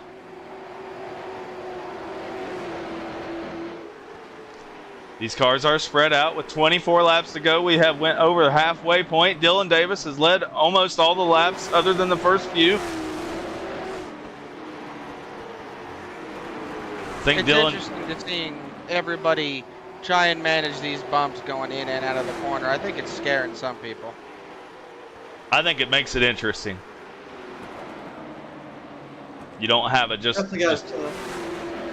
Go ahead. Yeah, choose the right line.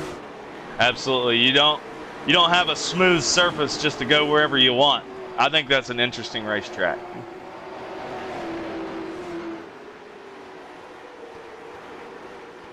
And there are a few battles on the track. There's 2x2 basically. First two cars have got a little bit of a spread. It's a 3/4 of a second back to Nick Baum from Dylan Davis, who is leading most of this race now. Then in third place is Thomas Coonan. Fourth place, Lance Sater. Fifth place, Rodney Roberts with Austin LeBlanc right back on his bumper. They're going to make a little contact. It's okay. Rodney Roberts makes the pass. Austin is going to settle in behind him in sixth. In seventh is Joey Kuba. And in eighth is Shannon Milliken, 1 lap down. I don't know how that Rightfully happened. so. My screw up. That's what happened. Can you explain to us what you did to screw up so bad? So I was pitting because I had managed to catch air, and when I pitted, the caution came out, so it froze the field, leaving me on the lead lap. I thinking, all right, well, I need to catch up to everybody. I go out, I catch up to everybody, and then it tells me to let them all by again. What I didn't realize is I had jumped ahead of them in the pits.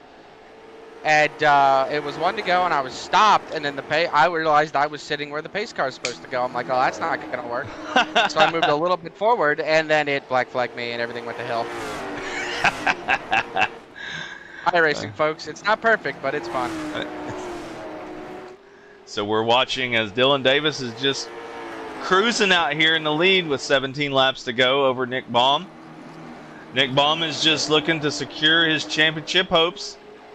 If he finishes where he's at, nobody that's in the running for the championship will be ahead of him.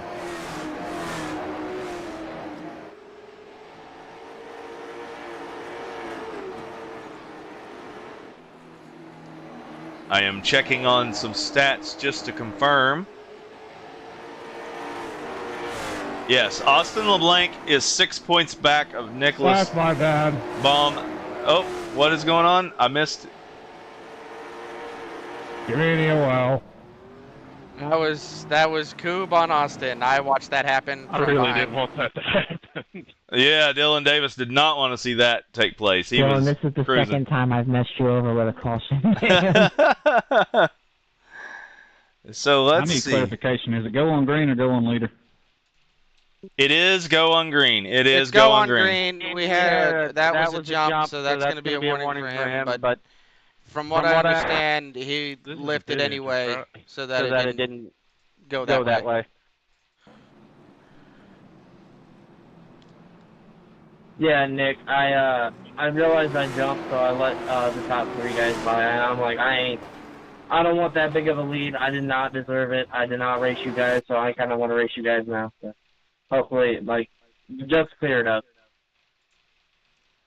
Hey, good on you, man. I just didn't know. It wasn't that big of a deal. I just want to make sure everybody's on the same page.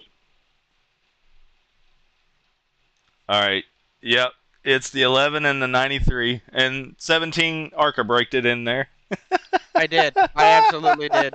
And gave 3 myself a wave EOLs. around. 3 EOLs. Yeah, give yourself a way around. Get back on the lead lap. That was a screw up. It's fine. But there will be 3 EOLs. That's a 17 You mean to 93. the 3 that are already in the back? Yep, that's fine. You're already there, so if anybody gets behind you, just let them go and we'll clear their blacks. Yep. 3 cars are getting Flash. EOLs, but What? they're already in the back. So I'm disappointed in if you on anybody that gets one. around them, we will clear their blacks. He slammed the brakes, and But I yeah, ARCA braked it's the the 93, the Listen to 17, and the 11. Smug ass smirk he's got on his The face. checkup was also kind of my fault. I hit that bump and I couldn't turn, so I had to lift off for a second. So I need to be on the I hit that bump admin too. That's channel. what happened. So, oh well. I'm sorry. Yeah, man. I just wanted to explain who I was getting EOLs because, you know, we're not tossing EOLs out there. We're just manually doing it. Yep. All right. So we will go green flag racing once again with 10 laps to go. Next time by. Had to clear my throat. Excuse me. Fine, Rodney. Yeah, we'll see if tires. All right, here we go. Nick Baum and Thomas Coonan are your 1 and 2 going to the green flag. Dylan Davis did not want to see this. I don't know how Dylan lost the lead. He pitted. Okay. I saw. I looked back in the list, and we are green flag racing, and once again with 10 laps to go here at Oswego. Final 10 laps of the night. This should get pretty chaotic at this point. Thomas Coonan is in the lead. Nick Baum gets a little bit of him. Puts him on the outside, and there's a spin. Caution. And cautions breed cautions. We knew that this would get chaotic here at the end. Who gets the EOL for that one? Somebody was sideways. Yeah, Dylan Davis got turned, I believe. Let me watch it back. So let's play that in slow motion. Okay, Thomas Coonan's on the outside. Dylan Davis is in the middle. Dylan's reacting to Thomas. And Rodney's also reacting. So let me rewind that again and watch it from a better view in slow motion. There's a lot of chaos going there. Nick Baum pushed Thomas to the outside. Thomas is coming down. He's on the outside. He's coming down. And Dylan's reacting to him coming down I'm on the outside. Comes into the 29. And so the 44 and the 29 get together. I don't care. And What they're do you both think? spinning. Racing incident, or is it just reaction? It was them reacting to the chaos, really. All right. I don't see. Let me announce it to him. Yeah. So due to the fact that was a chaotic restart, just basing it off the footage we're looking at, no one's really at fault. Everyone's just kind of reacting to each other. I'm not going to give any EOL for that. Other than myself, because I deserve to be in the back. Would you like me to shorten it by 1? No, because Coop just caught up. Let it go. Okay. All right. So normally we would give an EOL for that, but where there was just basically the entire field was reacting to the 80, whatever number Thomas is, 97, but he's not actually 97. He's 68. But anyway, he got knocked up to the outside. Then he was coming back down to not have to go over the bump. I'm sure that was the reason. But they were already 3 wide behind him, so that caused it to be almost 4 wide. And so, yeah, you can't get 4 wide at this track. I tried to keep it relatively up there, and I didn't want to come down. You're good. Nobody's at fault. Rodney, if you want the bottom, I'm not going on this start. Coop, pass me on the high side. Just get ready for it. Roger. All right, we're racking them up with 4 laps to go when we come back for the green flag. It is Nick Baum and Lance Sater, 1 and 2. Dylan Davis is probably really upset at this point. This is 2 weeks in a row. We are green flag racing once again. 4 laps to go here at Oswego Late Model Stock Series. The points leader, Nick Baum, is in the lead. Second and third are being battled with Thomas Coonan and Lance Sater. Who would have ever thought it? Lance Sater, most improved from last season. Here he goes. Nick Baum's going to get a little bit of a lead over the rest of the field. Now he's got Thomas Coonan in his mirror. Lance Sater third. Austin LeBlanc has moved into fourth. Dylan Davis gets pushed up the track by Rodney Roberts a little bit. Man, that is heartbreak for Dylan Davis after leading all those laps. Had a good lead, and then the cautions started coming out. He got involved in one of them. That is a heartbreak for him. But right now, we are coming to the white flag. 1 lap to go here at Oswego. The race is Nick Baum and Thomas Coonan, 1-2. Nick Baum, the championship leader. Thomas Coonan, the spoiler. Who will it be coming into turn number 3? We're coming out of turn number 4. Nick Baum is going to lead him to the final checkered flag for Nick Baum here at Oswego Speedway. And there is your final finishing order. Nick Baum, Thomas Coonan, Lance Sater, Rodney Roberts, Austin LeBlanc, Dylan Davis, the Heartbreak, Joey Kuba, Shannon Milliken. We will have a top 3 interview, and I'm sure that there's going to be some heat. So we don't need to interview Thomas because he's here. I did not mean to send you out. I'm so sorry. You're all good. I was looking away. What? What'd you do? I was looking over for my drink. I wasn't even paying no attention. I was trying to give you one of those congratulations. Oh my gosh. Dude, I'm sorry. Rom, go ahead and find yourself a Discord channel because technically me and Thomas aren't running for points. Rum. Oh. He's rum runner in the Discord. It's Rodney. Yeah, he finished 4th though. Yeah, you want but me to interview him? Thomas and I aren't running for points. Okay, well, yep.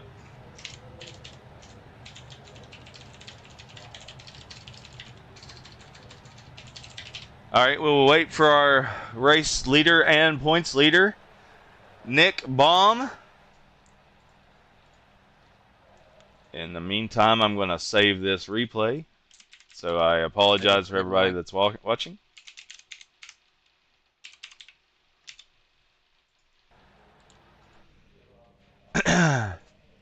Well, while I got you here, you two that were in the race, Flashbang, Thomas, whoever wants to go first, give me your thoughts of this race. Definitely an interesting race. I wish I had a couple more laps to get F-bomb at the end, but definitely a fun little race that was going there. Different lanes was very interesting, and also trying to race fast, but also not burn the tires. It was quite an interesting conservation race. If you got hung out to dry, you were in trouble. Oh yeah.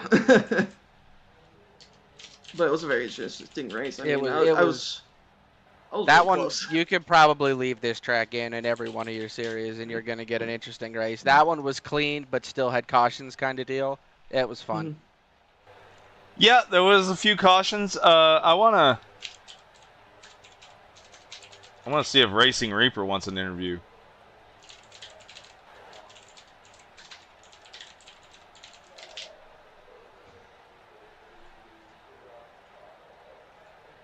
All right. Well, as we wait for the others to join the Discord, I'll bring Lance Sater in here. 3rd place for Mr. Lance Sater. How does it feel, my friend? Oh my God! Yes. You got the What I pole wanted, but position. I'll take it. Pole position and a podium, man. Good race. Yeah, you did jump the start. Thank you for slowing it down and letting the top 2 go back around you so that we didn't have to black flag you for that. I assume that you were watching the stream and that's how you knew what we were talking about. No, actually, I around like the yellow right before that, I'm like, dude, I gotta turn the stream off. I cannot focus. But yeah, it was one hell of a race. Hell of a job to Nick, hell of a job to Thomas. It was a good race. It was actually good racing, you guys, and not being just spinning out in the back, Absolutely. Again, like last week we said, you're the most improved from last season. I really appreciate the work you've put into getting faster, getting more efficient with your car. You want to make any shout-outs? I know that Nick Baum has been kind of like a mentor for you. You want to let us in on that a little bit? Well, Nick's helped out a little bit, but one of the biggest, I don't know if he's raced here at all this season, but it's Jason Ferry. Oh, He's okay, helped out yeah. a lot.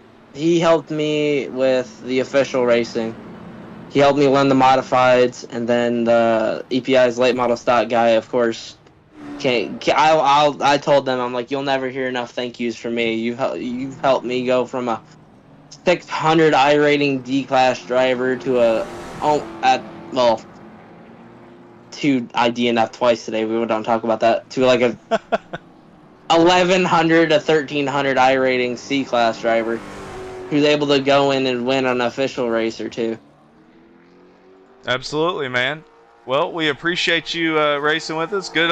Congratulations on your first career PRA pole position, and you got a podium. So, good job, man.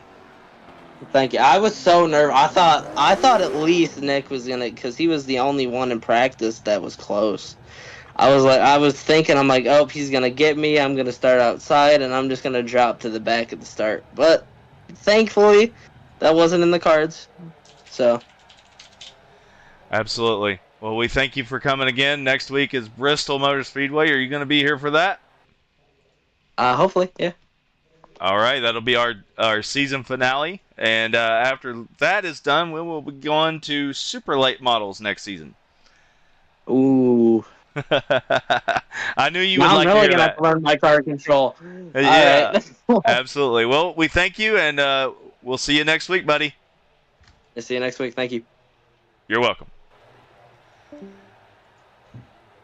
Well, let's see here. I do have Racing Reaper in the channel. That is Dylan Davis. Dylan Davis, Vega Racing Reaper, whatever you want me to call you. Either way, he's good. Dude, heartbreak of the night. I wanted to interview you. Just get your thoughts on it, man. It's 2 weeks in a row you were leading the most laps. A late caution comes. And, yeah, give us your thoughts.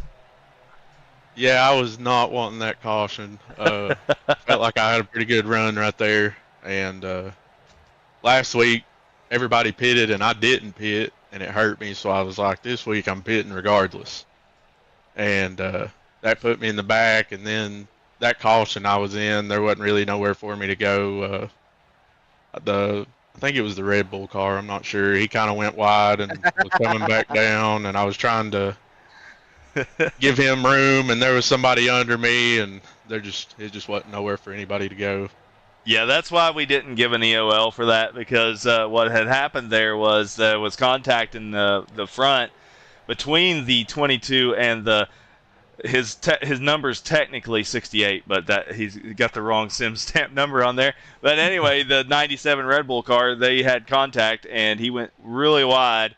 And, yeah. You know, there's the bumps there on the outside at that track, so you don't really want to hit those because you're going to fly straight into the wall once you do it.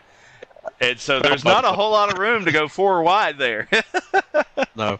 I found the one, maybe 10 or 15 laps in, I guess. I found the one coming out of 4 and almost shot me into the wall, and then I got in the lead, and I hit the one right at the start-finish line, I think 3 times, and I was like, you know, I'm staying away from it now.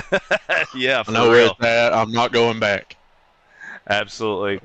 You got any shout-outs? We didn't get to interview you last week. You got anything you want to say on the live stream? Just if anybody can join up. It's a lot of fun. Phoenix and Flashbang, they do a great job. You know, would love to have more than, 10, 15 cars, get a full field. I think it'd be a lot of fun. Absolutely. Well, we thank you for coming again, Dylan, and we'll see you next week at Bristol, right? No, I've got to work next week. I have to miss it. My favorite hometown track I have to miss. So. that happens to you so often with your work schedule. I know. Just for all the people that's in the late model stock and the street stocks, they would have been in trouble. Well, man, That's my track. You did great the last 2 weeks. You led the most laps in a couple of races, so you do have a lot of bonus points. Unfortunately, with you missing the first and the last race of the season, it's going to put you down there on the points grid. But you did make a showing, and you made you proved yourself. Yep. You're not just a drag racer. You're not just a drag racer. That is right. That is right. I can race with all these roundy round guys. All right, man. We'll see you the next time, all right? All right, man. Appreciate it. See ya. And the final one we're going to talk to tonight. Feel like that. I'm sorry, Nick. You were in the middle of talking. Hey, buddy. You won another one. Yeah, I don't feel good about this one, though. I ain't going to lie.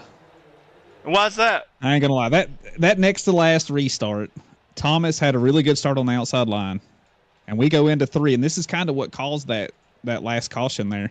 He drove it in pretty hard into 3. Well, I run a really shallow line through 3 and 4. Like I try to stick as close as I can to that wall. Well, he was arcing the corner, and I didn't expect him to come down so fast. And I clipped his left rear, and it kind of got him upset, and then he slid up the track, and got in the bumps. And then when he kind of gathered it back together, that's when everybody stacked up in behind him, and that's really what caused that caution. I'll be honest with you. Oh yeah, we saw it. I mean, it was just hard racing. I mean, everybody was really close. It's a restart, so it's always messy. But yeah, I kind of feel bad for roughing him up there because he had a really good start off the and he did really good off of 1 and 2 as well. Like he came off of 2 and he was ahead of me. I was like, holy shit, the outside line's kind of not the place to be on the restart. I was like, boy, he got me good this one.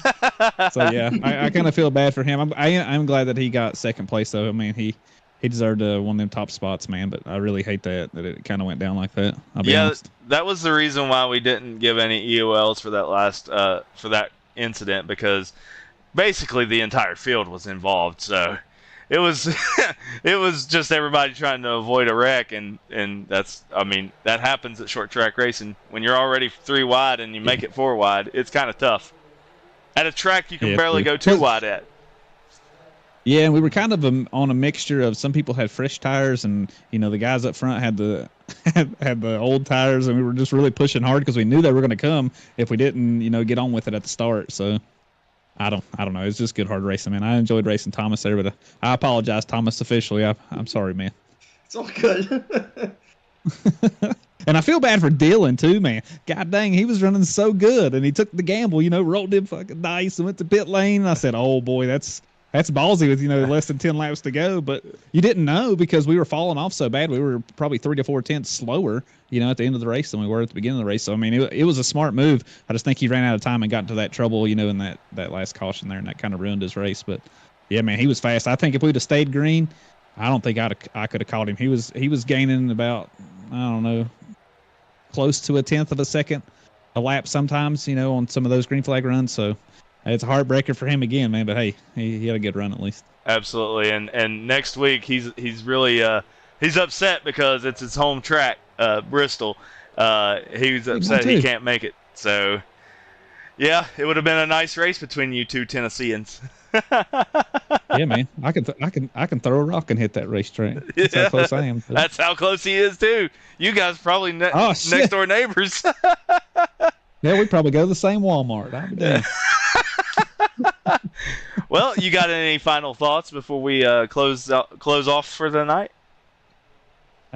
Well, hey, big shout out to Lance, man, getting that qualifying on pole, man. He was wicked fast, dude. Yes, he was. I had the fastest time in practice, but then I look up at the timing tower. I said, "Oh my gosh, he's only 7 1,000ths of a second off me." I was like, "Oh, that's the man to beat tonight." And then he puts it on pole.